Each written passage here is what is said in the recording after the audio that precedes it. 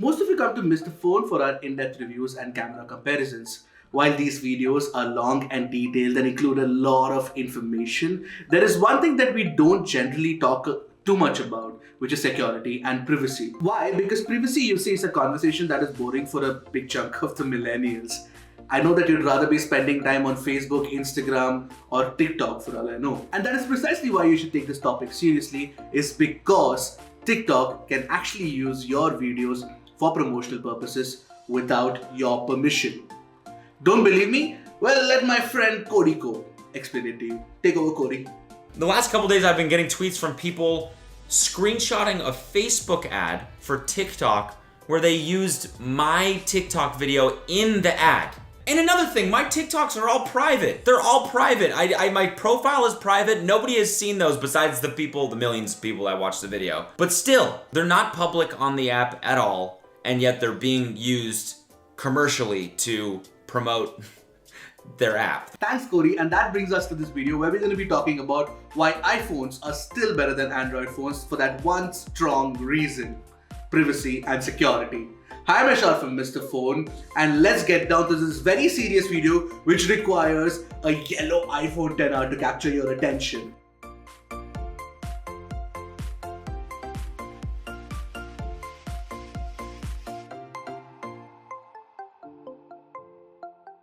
But before I talk about that one major reason why I think that iPhone is better than Android, don't forget to hit that subscribe button and the bell icon right next to it to get notified whenever we put out videos like this and more.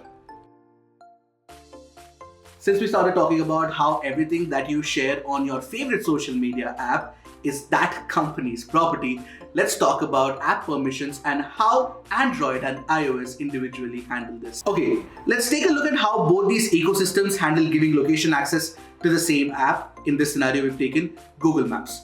Thankfully, you can switch off location access for every single application and service from the privacy settings on both Android and iOS with the simple switch of a button.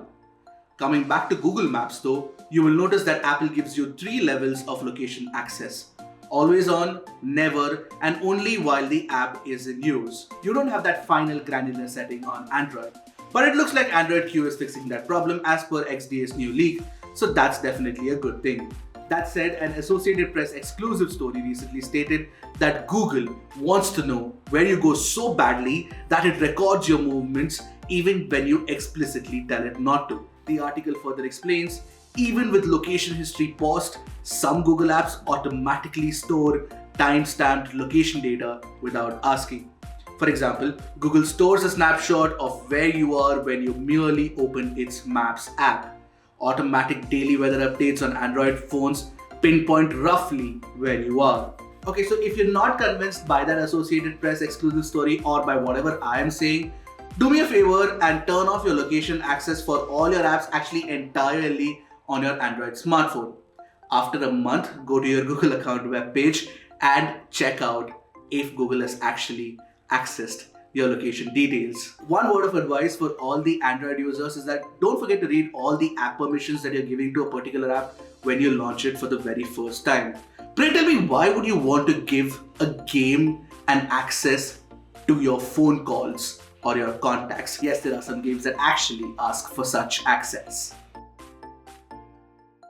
Okay, moving on from app permissions to the very stores from where you can download these apps from. On an iPhone, you can use the App Store, and on an Android phone, you can use the Play Store to download malicious apps. To prove that fact, Google actually removed close to 700,000 malicious apps from the Play Store in 2017. That's a massive number. Malware apps are more prevalent on Android primarily because Google doesn't have a very strong vetting process for actually making apps and putting them on the Play Store. On the contrary, if you have to add an app to the App Store on an Apple iPhone, you have to go through some stringent checks and processes. It is not the same on Android, which is why the quality of apps are also better on iOS compared to Android. Also, since Android is a more open platform, it is more vulnerable to cyber attacks as well. Yes, an open source platform definitely gives you more freedom in terms of root access and access to different apps even. But then for the sake of this freedom, you are compromising on your privacy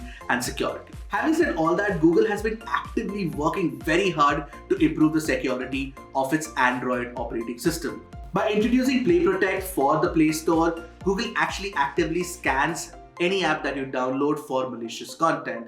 It is like a homegrown antivirus for your Android operating system. Having said that, there are still cases of malicious apps entering the App Store every now and then. This is also probably the reason why Google is working on Fuchsia OS. There are a lot of strong rumors about Google working on its own operating system called Fuchsia and that it will not include Android in its future smartphones.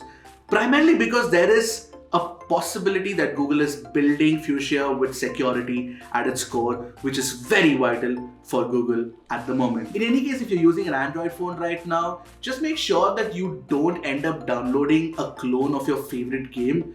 That's just common sense. Now coming to differential privacy. Differential privacy is a concept that is vital as far as collecting user data for user services are concerned. For example, Apple collects your emoji usage to tell you which emoji was used the most number of times and serve you the most used emojis so that you can actually pick them soon and add them in a chat conversation.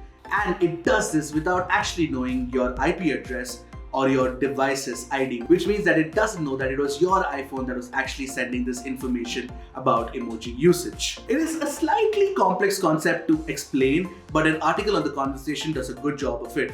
We've actually managed to animate it as well, and we shall link the article in the description below. In layman terms, to explain differential privacy, say you wanted to show the most popular routes people take walking through a park. You track the routes of 100 people who regularly walk through the park and whether they walk on the path or through the grass, as you can see on this animation. But instead of sharing the specific people taking each route, you share the aggregate data collected over time. People viewing your results might know 60 out of 100 people prefer to take a shortcut through the grass, but not which 60 people. Essentially, Google and Apple both collect your data to create tailor-made experiences on your phones so that you can have a great user experience when you're using their phones, but it does so without knowing your device's ID or your location ID. This is actually probably the only security parameter where Google and Apple are almost on par. What happens on your iPhone stays on your iPhone. Yes, this tongue-in-cheek ad was plastered all across Las Vegas during CES this year. Yes, Apple's marketing was in full swing, but there is no doubt in my mind that Apple actually cares about your privacy. Why else would Tim Cook go against tech biggies who are flouting user privacy willy-nilly? In fact, Apple CEO Tim Cook actually wrote in a Time magazine op-ed, "It is time to stand up for privacy in 2019.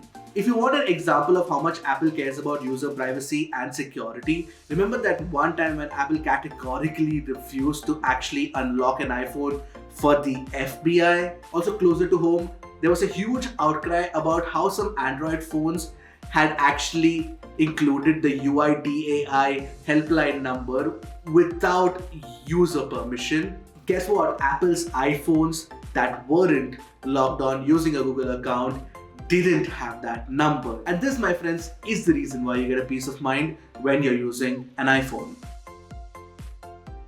Coming to the final and most important point when you're talking about security and privacy on Android or iOS is regular software security updates. To talk about security updates on both of these platforms, let me point you to a tweet by Security Lab, which clearly states that iOS offers better software security updates compared to Android. In fact, the numbers are appalling for a lot of Android phones, including Samsung and OnePlus. Yes, Google has been sending out regular security patches, but it varies from brand to brand when the update reaches your phone. It gets especially worse if your phone doesn't support Project Treble. With support for Project Treble, which was introduced with Android Oreo, it becomes easier for Google to actually push updates, security or otherwise, to your phone very fast. On iOS, updates reach you on time, and iOS 12 works on even iPhone 5s, which was launched more than 5 years ago. Now, isn't that something?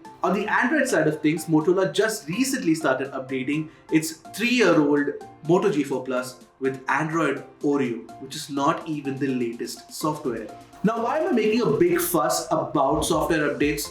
Simple, because regular software updates ensure that your phone is actually protected from security breaches, hacks, and/or phishing attacks. Why do you think otherwise does Google actually work on a monthly security patch for all Android phones? I know that a lot of people wonder why more smartphone brands cannot keep regularly updating the software of the devices that they've launched. There are a couple of reasons for this. The first reason is that many smartphone brands add a skin on top of Android or their own flavor of what the UI and UX should look like. For example, Samsung used to have TouchWiz, OnePlus has its own OxygenOS, Xiaomi has MIUI, and various others. But one of the major reasons why upgrades are not coming at a regular pace is because manufacturers are bombarding the market with a lot of phones. Most of these manufacturers don't have a single phone or a double phone strategy every year. They have a massive lineup of phones that they launch every year. It becomes difficult for brands themselves to keep all of their phones updated. To end the video, I just want to put a couple of things into perspective.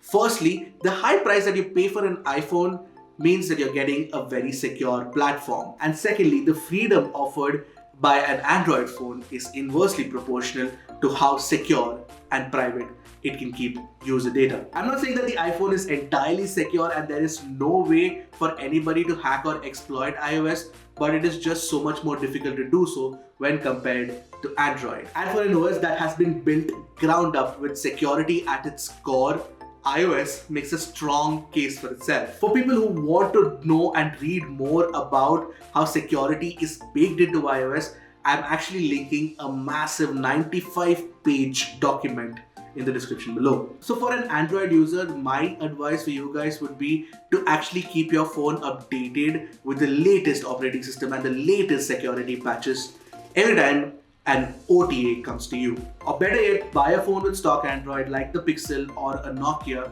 if you want peace of mind and if you want a secure OS that can keep your data private and can also come close to the security and privacy that you get on iOS. So what do you guys think? I want you guys to discuss in the comment section below. Let this be a civil discussion, no name calling. Go hit the comment section. That's it from me, Ashar from Mr. Phone. See you in the next one.